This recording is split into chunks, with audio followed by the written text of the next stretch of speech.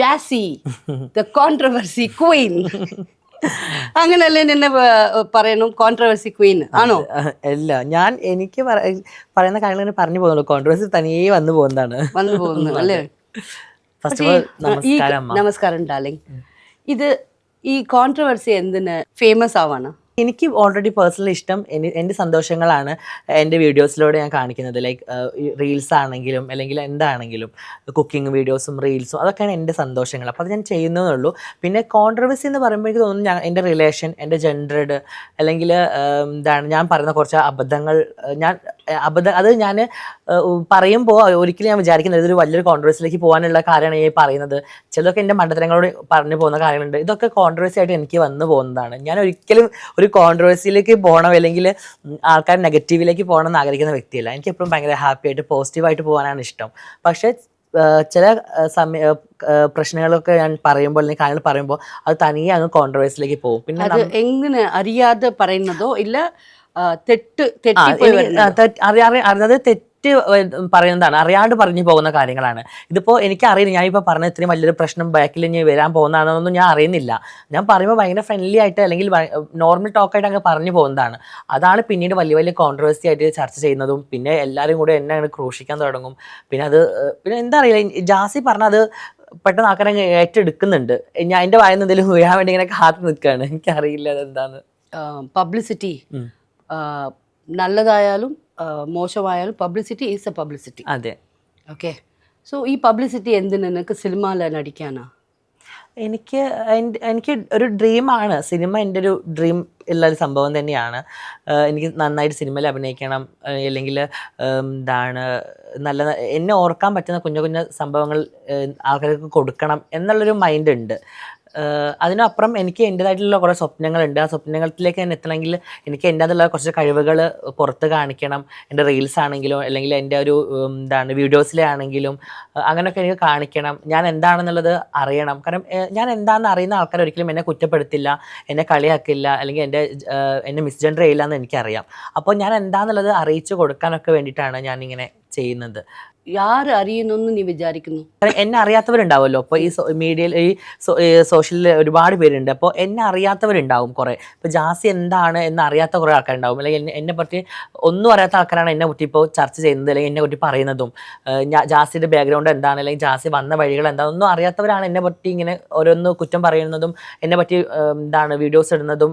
ഇപ്പോഴും പറയുന്നത് ഞാൻ പെണ്ണല്ല, ഞാൻ ആണ് തന്നെയാണെന്നൊക്കെ പോയിന്റ് ചെയ്ത് സംസാരിക്കുന്നത്. ഇപ്പോൾ എനിക്കറിയില്ല അതെന്താണ്. അപ്പം അറിയാത്തവർക്ക് വേണ്ടി ഞാനാണ് അല്ലെങ്കിൽ ഞാൻ എന്താണ് അല്ലെങ്കിൽ ഞാൻ എങ്ങനെയാണെന്ന് അറിഞ്ഞവരെ ഒരിക്കലും എന്നെ മാറ്റി നിർത്തില്ല അല്ലെങ്കിൽ കളിയാക്കില്ല എന്നൊരു ഉള്ളിൽ എനിക്കൊരു വിശ്വാസം. അതിനുവേണ്ടി എല്ലാവർക്കും നീ എന്താണ് എന്റെ വീഡിയോസ് അതുകൊണ്ടാണ് നീ അങ്ങനെ വീഡിയോ ചെയ്യുന്നത്. അതെ അതെ. ഓക്കെ. നീ ഫുൾ ട്രാൻസ്ഫോം ആയല്ലേ? ഇപ്പൊ ഫുൾ ആയിട്ടില്ല. ഇപ്പൊ ട്രീറ്റ്മെന്റ് കാര്യങ്ങൾ നടന്നുകൊണ്ടിരിക്കുന്നേ ഉള്ളൂ. ഫുൾ ആയിട്ടില്ല. സോ അതുകൊണ്ടാണോ അവരൊക്കെ അങ്ങനെ? എനിക്കല്ലാതെ. ശരി, നീ എന്തിനാ ഇനി ഫുൾ ആയിട്ടില്ല എന്ന് പറയുന്നത്? ഞാൻ ട്രാൻസ്ഫോം ആയി എന്ന് പറഞ്ഞാൽ പോരെ? എനിക്ക് എന്തോ പേഴ്സണലി അങ്ങനെ പറയാൻ താല്പര്യം. നമ്മൾ എല്ലാം ആയതിന് ശേഷം പറഞ്ഞാൽ മതി. ഞാനിപ്പോൾ ട്രീറ്റ്മെന്റിലാണെന്ന് പറയുന്നത് ഒരു തെറ്റില്ലല്ലോ. പിന്നെ ചില ആൾക്കാരെ ഒരു വിശ്വാസമുണ്ട്, ഇപ്പോൾ ട്രാൻസ് ഗേൾ ആവണം അല്ലെങ്കിൽ ഒരു ട്രാൻസ്ജെൻഡർ ആവണമെന്നുണ്ടെങ്കിൽ ഫുള്ള് സർജറി ചെയ്യണം, എല്ലാ സർജറി ചെയ്താൽ മാത്രമേ ആ കുട്ടി ട്രാൻസ്ജെൻഡർ ആവുള്ളൂ. അങ്ങനെ കുറേ ആൾക്കാർക്ക് ഒരു തെറ്റിദ്ധാരണ ഉണ്ട്. ഇത് നമ്മൾ സ്വന്തം തിരിച്ചറിഞ്ഞ് നമ്മൾ ഈ ഒരു കമ്മ്യൂണിറ്റിയിലേക്ക് വന്നു കഴിഞ്ഞാൽ, അല്ലെങ്കിൽ ഞാനൊരു ട്രാൻസ് പേഴ്സൺ ആണെന്ന് ഒരാൾ പറഞ്ഞു കഴിഞ്ഞാൽ അത് അയാളുടെ ഐഡന്റിറ്റിയാണ്. അയാളെ നമ്മൾ അങ്ങനെ അതായിട്ട് അംഗീകരിക്കണം. അത് അംഗീകരിക്കാനുള്ളൊരു മനസ്സ് പല ആൾക്കാർക്കും ഇപ്പോൾ ഇല്ല. അല്ലെങ്കിൽ പലവരും അത് ഉണ്ടായിട്ട് പോലും സമൂഹത്തിന് മുമ്പിൽ നമ്മളെ മാറ്റി നിർത്തുന്നുണ്ട്, അല്ലെങ്കിൽ നമ്മളെ കളിയാക്കുന്നുണ്ട്. അപ്പോൾ അത് എന്താണ് ഈ സംസാരിക്കാൻ അറിയാത്ത കുറേ ആൾക്കാരുണ്ട്. നമ്മൾ ട്രോളുന്ന കുറേ ആൾക്കാരുണ്ട്. പിന്നൊക്കെ സ്ഥിരമായിട്ട് ട്രോളുന്ന ഒരാൾ ഇപ്പം അടുത്തും കൂടി പറഞ്ഞിട്ടുണ്ടായിരുന്നു, ജാസി ആണാണ്, അവൻ ദുബായ് വന്നപ്പോൾ ആണായിരുന്നല്ലോ, പിന്നെ എങ്ങനെ ഓൻ പെണ്ണായത്, അല്ലെങ്കിൽ ഓനിപ്പോൾ എങ്ങനെ പെണ്ണായത്. ഇയാളിനെയാണ് ഒരു കുറേ മുമ്പ് പറഞ്ഞത് ഒന്നെങ്കിൽ ആണാവണം അല്ലെങ്കിൽ പെണ്ണാവണം, ഇതിന് രണ്ടിൻ്റെ ഇടയിൽ നിൽക്കാൻ പാടില്ല എന്ന്. അപ്പം ഞാൻ ഓക്കെ ഫൈൻ, എൻ്റെ ഡിസിഷൻ അല്ലെങ്കിൽ എനിക്ക് എൻ്റെതായിട്ടുള്ള എൻ്റെ ഉപ്പ മരിച്ചതിന് ശേഷമാണ് ഞാൻ എൻ്റെ ഐഡൻറ്റിറ്റി ഒന്നുകൂടി തുറന്ന് പറയുന്നത്. അതിന് മുമ്പ് ഞാൻ എന്താണെന്നുള്ളത് എൻ്റെ കുറച്ച് ഫ്രണ്ട്സുകൾക്ക് അറിയാം. പക്ഷെ അത് തുറന്ന് പറയാൻ അല്ലെങ്കിൽ വീട്ടിൽ പറയാനൊക്കെ ഒരു പേടി എനിക്കുണ്ടായിരുന്നു. അപ്പോൾ എൻ്റെ ഉപ്പ മരണപ്പെട്ടതിന് ശേഷമാണ് ഞാൻ എൻ്റെ ഐഡന്റിറ്റി തുറന്ന് പറഞ്ഞ് ഞാൻ ഇങ്ങനെയാണ് ഞങ്ങൾ ഇങ്ങനെ ഇങ്ങനെയാണ് ഫീലിങ്സ്. ഫീലിങ്സ് എന്നുള്ളത് പറഞ്ഞ് ഞാൻ സമൂഹത്തിലേക്ക് വന്നത്. അപ്പോഴും എന്നെ ഈ ട്രോളുന്ന ഈ വ്യക്തി പറയാണ്, അല്ല അവൻ എങ്ങനെ പെണ്ണാവും, അവൻ ഇവിടെ ദുബായിലാണല്ലായിരുന്നോ, അപ്പോൾ അവൻ ഇപ്പോൾ ആണല്ലേ, അവന് എങ്ങനെ പെണ്ണാവല്, അവൻ ജനിച്ചത് ആണായിട്ടല്ലേ, അവൻ എങ്ങനെ അങ്ങനെയാണ് എപ്പോഴും പറഞ്ഞുകൊണ്ടിരിക്കുന്നത്. അപ്പൊ അത് അണ്ടർസ്റ്റാൻഡിങ് ഇല്ല. അപ്പൊ അത് നമ്മൾ ഇപ്പൊ എന്തൊക്കെയാണെങ്കിൽ നമ്മൾ ട്രീറ്റ്മെന്റ് എടുക്കുമ്പോൾ നമുക്ക് അതിൻ്റെതായിട്ടുള്ള ബുദ്ധിമുട്ടും കാര്യങ്ങളും. എനിക്കൊരു ഡൗട്ട് ഉണ്ട്. ഇപ്പോ അവർക്ക് വേണ്ടിയാണോ നീ സർജറി ചെയ്യാൻ പോകുന്നത്? അല്ല, ഒരിക്കലും അല്ല.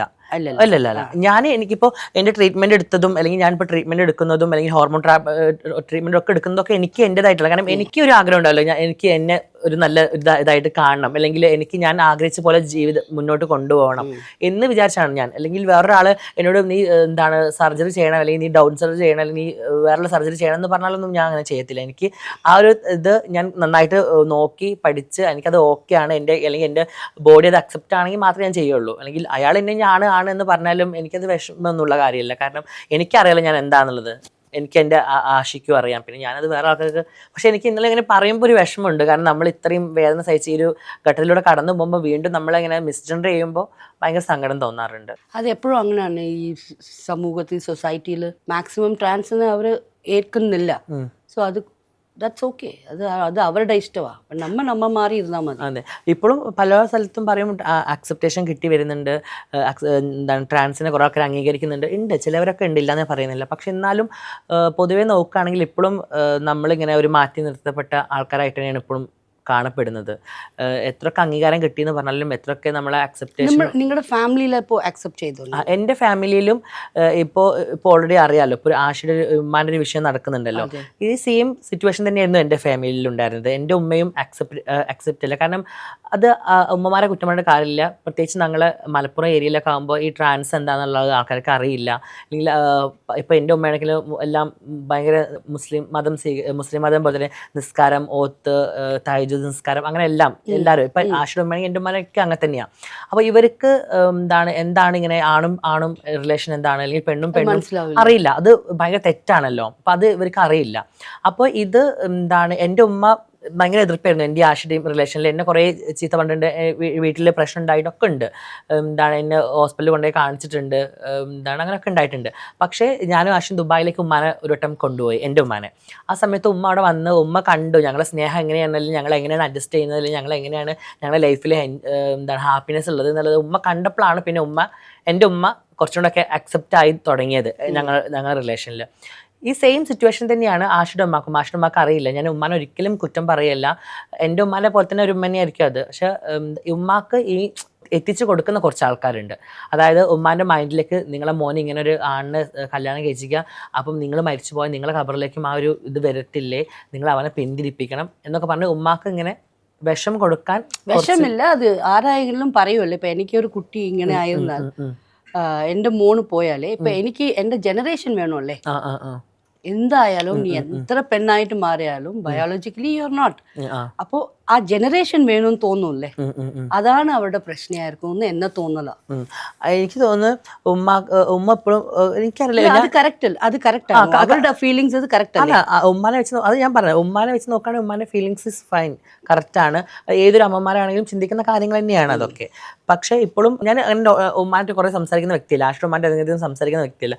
പക്ഷെ ഉമ്മ കുറേ അവർക്ക് വേണ്ടി, അത് ഉമ്മാക്ക് എന്നെ ഇഷ്ടപ്പെടാത്ത 2-3 പേരുണ്ട്, എന്നെ ട്രോളുന്ന കുറച്ച് ആൾക്കാരുണ്ട്, അവരാണ് ഉമ്മാക്ക് ഇതെല്ലാം പറഞ്ഞു കൊടുക്കുന്നത്. അപ്പോൾ അവർക്ക് വേണ്ടിയിട്ട് ഉമ്മ ഇങ്ങനെ നുണകൾ കുറച്ച് പറഞ്ഞപ്പോൾ അത് കേട്ടപ്പോൾ ഭയങ്കര വിഷമമായി. ആഷിക്ക് ഫുഡ് കൊടുക്കാണ്ട് ഞാൻ ഫുഡ് കഴിക്കും എന്നൊക്കെ പറഞ്ഞപ്പോൾ അത് പേഴ്സണലി ഭയങ്കര മനസ്സിൽ വിഷമമായി. ആഷിക്ക് ഫുഡ് കൊടുക്കാണ്ട് ഞാൻ ഫുഡ് കഴിക്കുമെന്ന്, ആഷിന് മുമ്പിൽ വെച്ച് ഞാൻ ഫുഡ് കഴിക്കും, അവന് ഫുഡ് കൊടുക്കില്ല എന്ന് പറഞ്ഞിട്ട്. ഒക്കെ എനിക്ക് ഭയങ്കര വിഷമം.